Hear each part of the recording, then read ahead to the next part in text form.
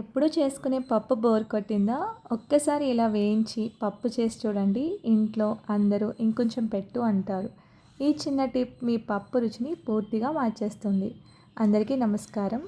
ఈరోజు మనం చాలా సింపుల్గా కానీ చాలా రుచిగా ఉండే వేయించిన పెసరపప్పు దాల్ ఎలా చేయాలో చూద్దాం. సాధారణంగా మనం పెసరపప్పును నేరుగా కడిగి ఉడికిస్తాం. కానీ ఈరోజు ఒక చిన్న మార్పు చేస్తాం. ముందుగా ఒక కుక్కర్ గిన్నె తీసుకుని అందులోకి పెసరపప్పు వేసుకోండి. మీకు ఎంత క్వాంటిటీలో కావాలో అంతవరకు వేసుకోండి.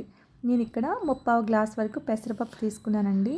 వీటిని మంటని లో ఫ్లేమ్లో పెట్టి నెమ్మదిగా వేయించాలి. మరీ ఎక్కువగా వేయించకండి, మంచి సువాసన వచ్చేంత వరకు వేయించండి.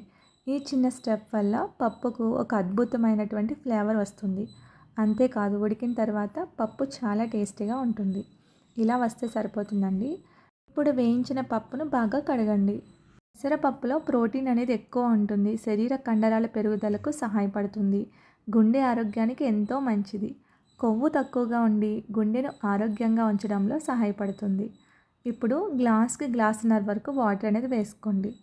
అందులోకి 2 పచ్చిమిర్చి, 5-6 వెల్లుల్లి రెబ్బలు, అందులోకి 2 టమాటోస్ని కడిగి వేసుకోండి. కట్ చేయాల్సిన అవసరం లేదు. అందులోకి 1/2 టీ స్పూన్ వరకు పసుపు వేసి బాగా కలపండి. ఒక అరగంట పాటు పక్కన పెట్టండి. పెసరపప్పు అనేది బాగా నానుతుంది. లేదు మీకు టైం లేదనుకుంటే కనుక వెంటనే విజిల్ పెట్టేసుకోవచ్చు. మూత పెట్టి హై ఫ్లేమ్లో ఒక 3-4 విజిల్స్ వచ్చే వరకు బాయిల్ చేయండి. ఈలోగా చిన్న మిక్సీ జార్ తీసుకుని అందులోకి 2 స్పూన్ల వరకు ధనియాలు, 1 స్పూన్ వరకు జీలకర్ర, ఒక ఎండుమిర్చి వేసి మిక్సీ పట్టుకోండి. కొంచెం బరకగా ఉన్నా పర్వాలేదండి. ఈలోగా 3 విజిల్స్ వచ్చిన తర్వాత స్టవ్ ఆఫ్ చేసుకోండి. ప్రెషర్ తగ్గాక కుక్కర్ అనేది ఓపెన్ చేయండి. మీకు ఇక్కడ పప్పు అనేది బాగా ఉడుకుతుందండి.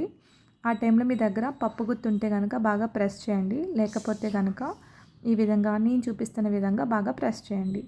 మరీ ఎక్కువగా ప్రెస్ చేయాల్సిన అవసరం లేదండి. అక్కడక్కడ క్రీమీ టెక్స్చర్ వస్తే సరిపోతుంది. ఇలా వచ్చిన తర్వాత మరికొన్ని వాటర్ వేసి బాగా కలపండి.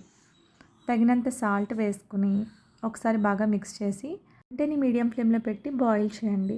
పెసరపప్పు అనేది రక్తంలో చక్కెర స్థాయిలను నియంత్రించడంలో సహాయపడుతుంది. కాబట్టి షుగర్ ఉన్న వాళ్ళు కూడా వీటిని తీసుకుంటే చాలా మంచిది.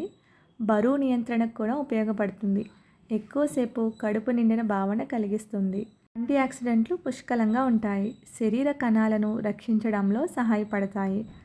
వీటిలో ఫోలేట్ సమృద్ధిగా ఉంటుంది. కణాల పెరుగుదలకు, గర్భిణీ స్త్రీలకు ముఖ్యమైన పోషకం. వీటిలో మెగ్నీషియం, పొటాషియం ఉండడం వల్ల నరాలు, కండరాలు సక్రమంగా పనిచేయడంలో సహాయపడతాయి. పప్పు కొంచెం దగ్గర పడిన తర్వాత పక్కన పెట్టండి. వేరొక బౌల్లో తగినంత ఆయిల్ కానీ నెయ్యి కానీ వేసుకొని ఆవాలు, అందులోనే మిక్సీ పట్టినటువంటి ధనియాలు, జీలకర్ర పౌడర్ ఉంది కదండి, 2 స్పూన్ల వరకు వేసుకోండి. వేసుకుంటే మొత్తం వేసేసుకోవచ్చు, పర్వాలేదు. అందులోనే కట్ చేసినటువంటి ఆనియన్ ముక్కలు, 3 వెల్లుల్లి రెబ్బలు, ఒక రెమ్మ కరివేపాకు వేసి బాగా ఫ్రై చేయండి. ఆనియన్స్ అనేవి మరీ మెత్తగా ఫ్రై అవ్వాల్సిన అవసరం లేదండి.